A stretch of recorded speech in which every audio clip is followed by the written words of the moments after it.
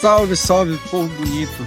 Na alegria de mais um encontro, conversa com o Evangelho além dos templos. Seja muito bem-vindo, muito bem-vinda.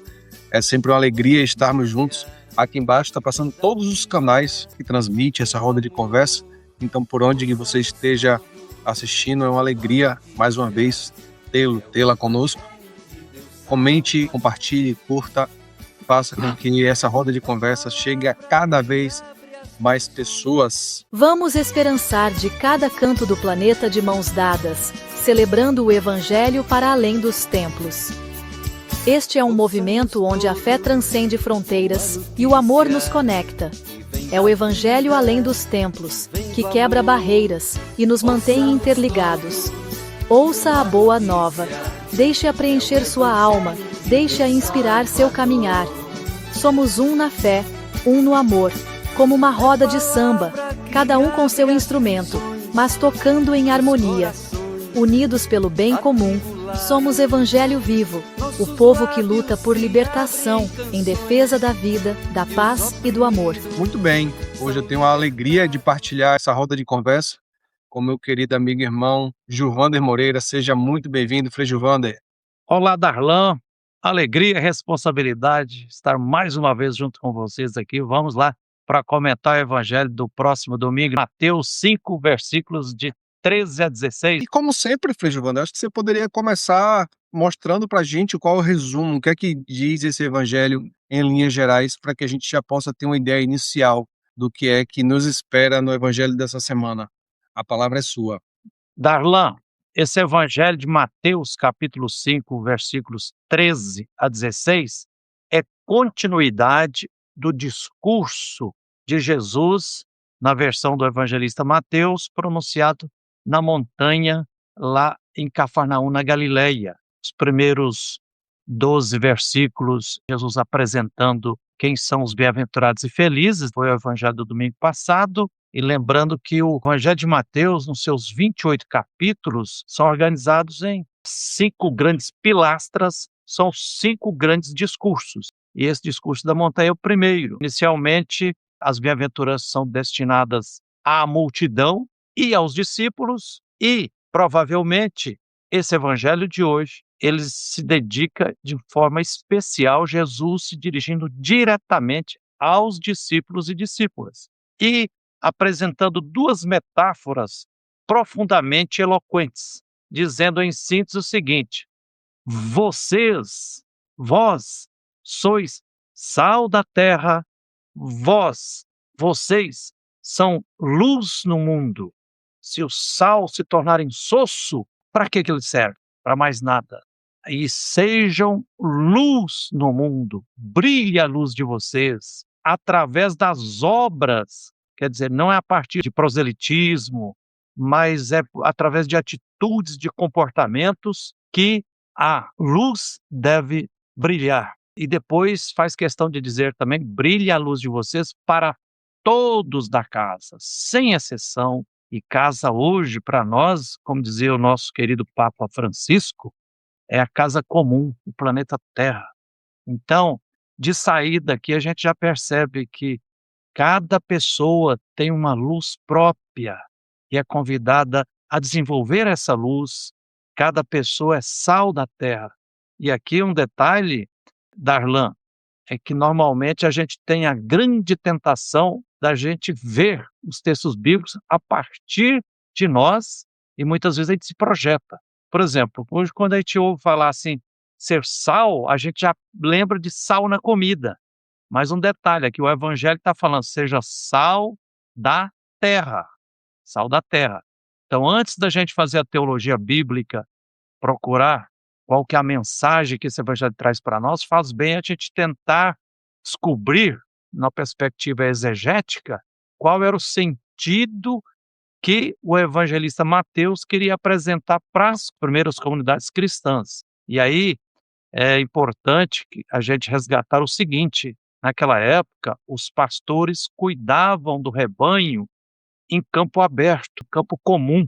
Lembrar que naquela época não tinha esse tipo de cerca, de arame, de cercar um pasto daqui, outro dali. E à noite, os pastores tinham a tarefa de conduzir o rebanho para os apriscos, uma espécie de curral para que o rebanho passasse a noite tranquilo e não fosse nem assaltado e nem também atacado por feras. E aí, na região da Galileia, tanto pertinho do Mar Morto quanto na beira do lago da Galileia, né, o Mar de Tiberíades, a terra tem um índice de sal grande. Tanto é que quando chovia, aí a terra ia escorregando e parte do sal ia para o Rio Jordão, e lá embaixo, onde deságua o Rio Jordão, está o Mar Morto. Quando eu tive lá 3 semanas estudando geografia bíblica e arqueologia, me chamou a atenção, tem 36% de salinidade, aquele negócio pastoso, porque ele vai recolhendo pouco a pouco a quantidade de sal que tem nas terras. E aí diz um costume que naquela época os pastores pegavam o sal, estava na beira do lago, na beira lá do Rio Jordão, e semeava aos poucos assim um sal ao longo do caminho por onde o rebanho ia. E aí o rebanho vinha comendo o sal no caminho e voltava para o aprisco, para o curral. Então essa perspectiva que o ser sal da terra, luz do mundo, é de tentar reunir, congregar, dar unidade e proteger o rebanho, as pessoas, para que elas não sejam atacadas nem por ladrões, nem por as feras selvagens. É o primeiro sentido que a gente deve considerar nesse evangelho. Darlan.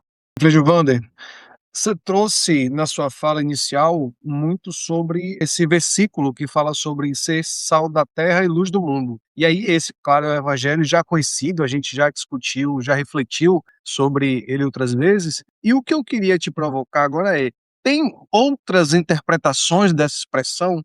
Caso tenha, quais são as outras interpretações que podemos fazer dessa expressão, ser sal da terra e luz do mundo? Como que a gente pode entender melhor, traduzir melhor essa expressão? Darlan, a sua pergunta é ótima, porque a gente, para interpretar de forma sensata e libertadora os textos bíblicos, a gente tem que usar muita criatividade. A gente precisa fazer um esforço de levantar os possíveis sentidos. Como eu falava antes, o primeiro sentido, quando a gente fala em sal, a gente lembra do sal na comida. Mas é importante a gente lembrar que, na realidade dos povos antigos, o sal era algo muito primoroso. Um dos sentidos é que o sal era uma coisa, uma mercadoria de troca e compra. Você comprava e pagava em sal. O sal era muito importante. Depois, provavelmente a partir daí, com o passar do tempo, quando se criou a ideia de remunerar uma pessoa, aí criou-se a ideia de salário. Salário vem de sal. Por exemplo, Karl Marx, quando analisa a sociedade capitalista, quer dizer, o patrão paga um salário, dá um pouquinho de sal para que o trabalhador recupere suas forças, durma, para que no dia seguinte ele possa continuar doando a sua força de trabalho para produzir mercadorias, não para si, mas para produzir para o patrão. Então o sal é muito importante. Outro sentido também existente, os historiadores mostram no meio dos povos tradicionais, o sal, como era um elemento muito forte, a descoberta do sal e o uso do sal trouxe uma revolução cultural, que, por exemplo, na sociedade meio de seminômades, você tinha que pescar e caçar e comer no mesmo dia, porque senão a carne do animal, do peixe, se perdia. E com o sal começou a salgar. E ao salgar a carne, dá-se uma imperecibilidade. Ela passa a durar muito mais tempo. É como se fosse um embrião de uma geladeira, uma forma de você garantir a comida por mais tempo. E aí, o próprio livro do Levítico, na Bíblia, aponta o sal sendo utilizado como símbolo de amizade, como símbolo de estabelecer uma aliança. Tem lá no livro do Levítico, fazendo referência, o povo sendo convidado para renovar a aliança com Deus com um pouquinho de sal. E aí, pouco a pouco, vem também a ideia de sal para conservar. Essas duas metáforas são altamente eloquentes. O sal, ser sal na terra, e depois atualizando, ser sal na comida, ser luz no mundo. Isso é muito importante porque tem uns detalhes que a gente tem que observar. Por exemplo, tanto o sal quanto a luz salga o que é insosso e ilumina o que está no meio das trevas, porque o sal e a luz se doam, ele se entrega, ele associa e penetra. O sal penetra na terra, ou penetra no alimento, e aí de forma orgânica torna a terra fértil e viabiliza o alimento não se perder e dar qualidade para resgatar a saúde da pessoa. A luz a mesma coisa, a luz se doa, se entrega. Então aqui tem também o sentido de, para que os discípulos e as discípulas de Jesus testemunhem de fato o projeto do evangelho, é preciso se doar, se entregar, aniquilar-se. E está também incluso o aspecto de que não é um iluminar ou um salgar de forma mágica. Se você pega um pouquinho de sal, coloca-se do lado da terra, mas sem penetrar na terra, a terra não será fértil. Se você pega uma luz aqui, fecha ela, não conecta ela com a fonte de energia e tal. Outro aspecto também muito importante é que tanto o sal quanto a luz incomoda. O sal, ao penetrar na terra ou no alimento, ele incomoda. No alimento ajuda a cozinhar, na terra fertiliza. Darlan, eu recordo muito bem que quando eu ainda era criança, uns 4 anos de idade, nós mudamos para o noroeste de Minas Gerais. Fomos com minha família, ser família agregada, tocar a roça à meia, lavoura no sistema à meia, nos fazendeiros lá do noroeste de Minas, porque o Naí era considerado um Eldorado, território de muitas matas, florestas, terra. E chegamos lá e eu lembro como hoje. E a terra era fértil porque tinha uns pequenos riachos, e na beira do riacho, assim, nas pedras, a gente via uma quantidade de sal se acumulando. Quer dizer, onde tem uma quantidade um pouco mais significativa de sal na terra, a terra é fértil. Assim os discípulos também.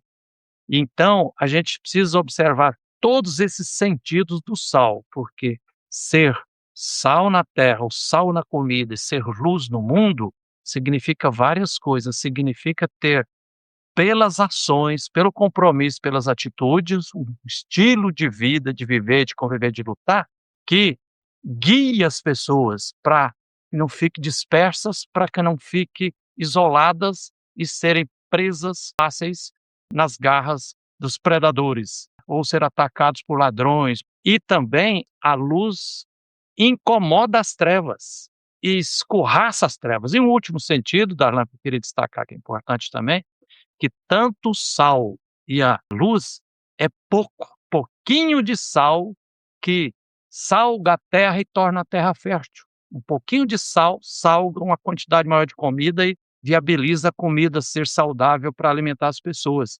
Um pouquinho de luz colocada incomoda e escorraça as trevas. Parece que Jesus está querendo ajudar a gente superar aquele chamado complexo da pequenez ou complexo da impotência, que muita gente diz assim: ah, mas a maioria das pessoas não pensam assim, não agem assim. Muita gente está enrolada com corrupção, está dispersa, está adoecida. Mas aqui, as comunidades do Evangelho de Mateus querem animar as pessoas para, mesmo na sua pequenez, se unir, se organizar, congregar grupinhos pequenos que possam salgar quem está insosso, quem está levando a vida sem grande sentido, alienado, sendo massa de manobra, seguindo sem perceber a ideologia dominante, ou quem está enrolado nas trevas da corrupção, do egoísmo, do consumismo, da idolatria do mercado, dos dogmatismos, dos preconceitos, dos tabus. Esse evangelho é maravilhoso. Ele nos convida para a gente superar tudo isso. Darlan. Oi, Wander.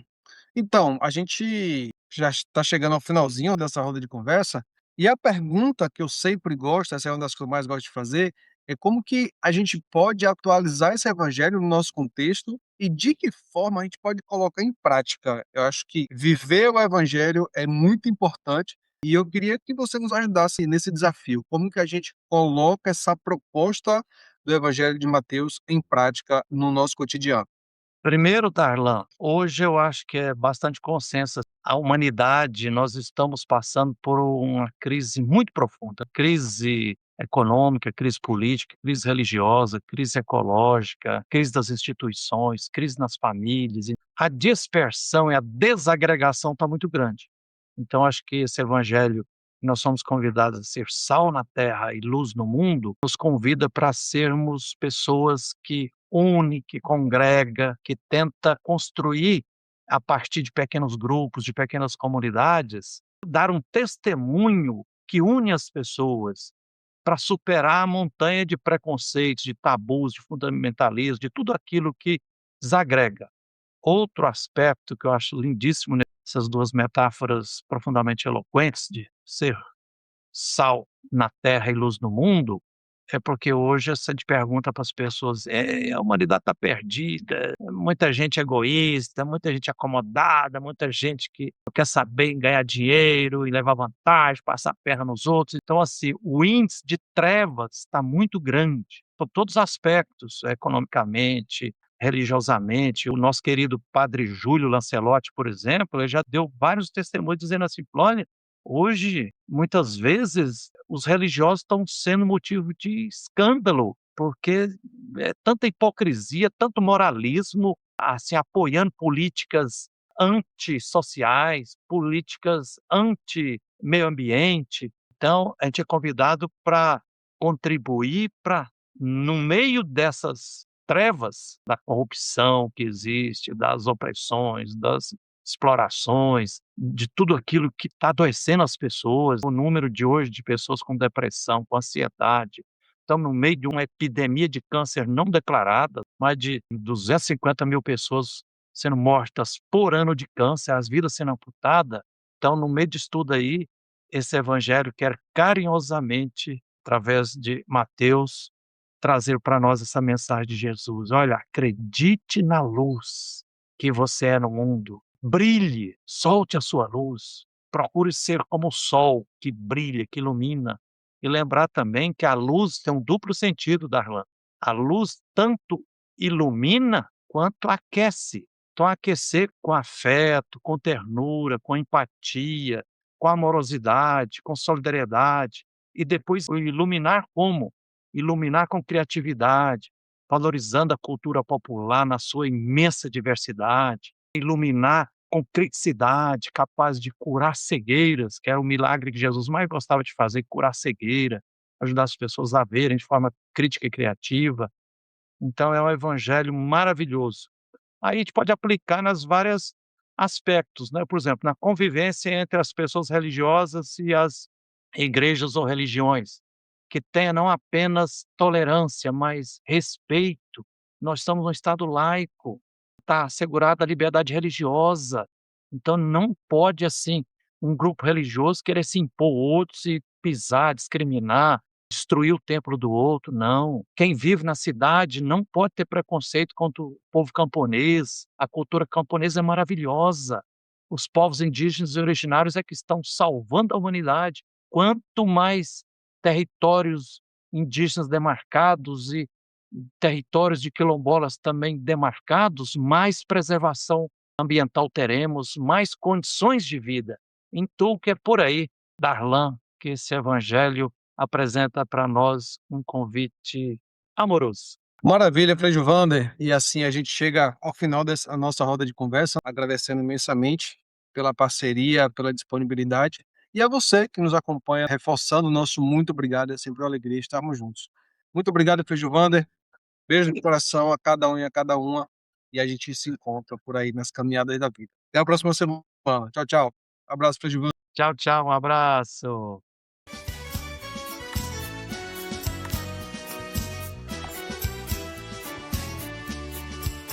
Ouçamos todos boa notícia que vem da vida, que vem do amor. Ouçamos todos boa notícia, é o Evangelho de Deus Salvador.